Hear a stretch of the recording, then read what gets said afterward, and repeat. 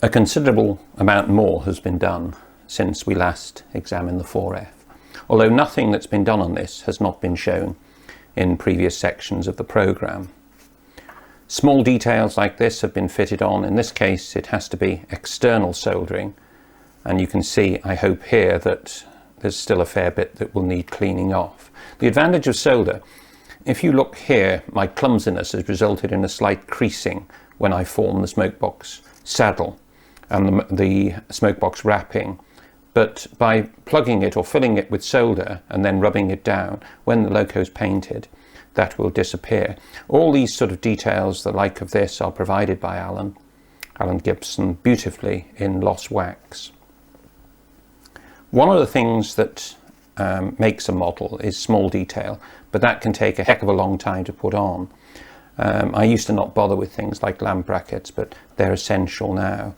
You can see the lamp bracket here on the front of the smokebox. That was fitted before the door was fitted on. That's been fitted on with araldite in the same way that the smokebox door was fitted on with glue on the 61XX.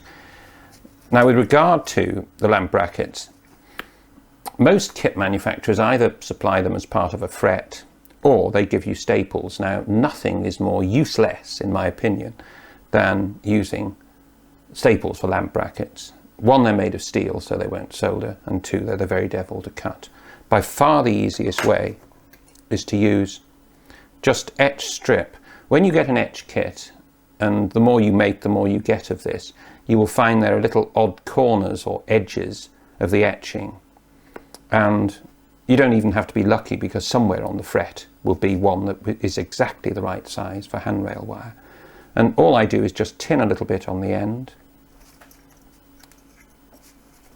You've got plenty to get hold of, loads and loads in fact. You drill a hole. The more modern kits give you positions of the handrails and the lamp brackets. I'm not really criticising this. If you remember, handrails we had to mark a short time ago, and similarly with lamp brackets, they're not marked for you. I've marked them and drilled them. You just put this in. It doesn't matter if it's long. You don't want it miles and miles over long, but just put it in the hole from the back. Introduce the iron.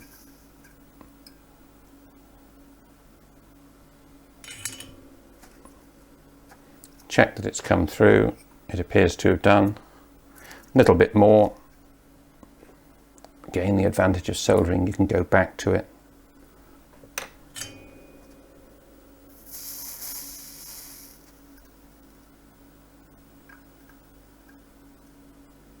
There we go. It's gone through beautifully. Even if it's slightly crooked, it doesn't matter.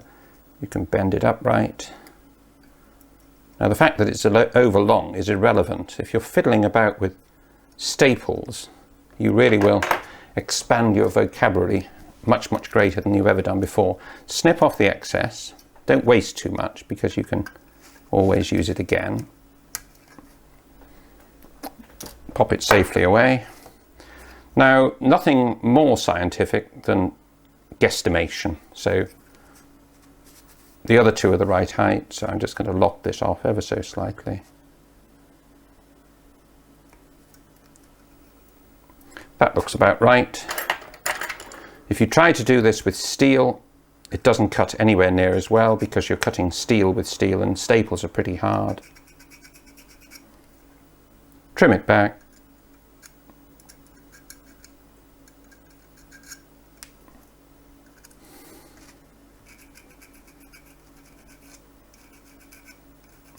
They usually have a slight radius to the top, so you can just sort of tease that in.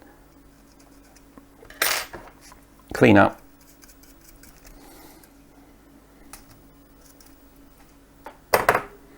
And there you are. Lamp brackets, dead easy, you don't burn your fingers. Lamp brackets without pain. You'll also notice, I hope, that things like the vacuum standpipe, this is in cast brass. It's excellent. Soldered on, front coupling. That's a Markets Romford one, and it's just a slot in the front of the buffer beam, and it's soldered in. I don't bother springing things like this. I've never found that necessary. One other point, because this is etched brass and very, very light, what I've done is put in here a substance called liquid lead. It's minute bearing, lead shot, and you just pour it in. It gets all over the place. It runs all over through your fingers. You need to do it on top of a box or something. And it's held in place with super glue, and it adds ballast to it.